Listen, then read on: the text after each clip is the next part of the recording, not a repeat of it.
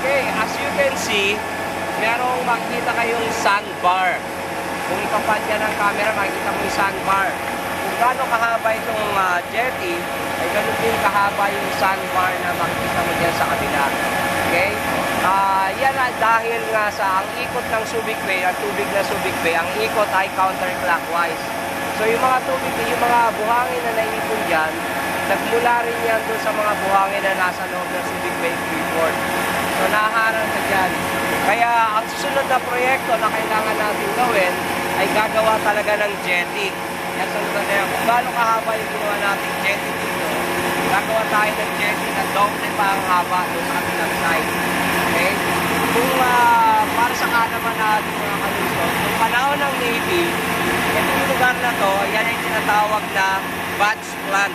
Yung batch plant, dyan kinukuha yung mga buhangin sa construction ng mga buildings sa loob ng Subic Bay Freeport noong Navy time, the US Naval Base.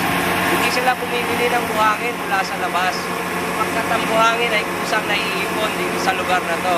At yung naiipon ng buhangin, yun ang iniipon ng mga construction battalion na ginagamit para sa construction sa loob.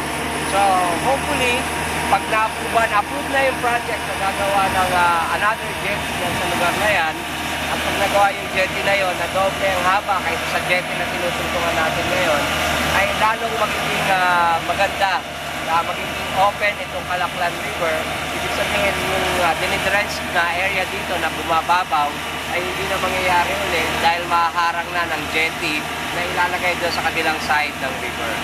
Ayan po, para sa mga kalusod natin sa Olongapo, lalo na pag napanood nyo to after 20 years, ay magkakaroon na ng malaking kaibahan mula sa araw na to hanggang sa another 20 years. So ito ang itsura ng Subic Bay.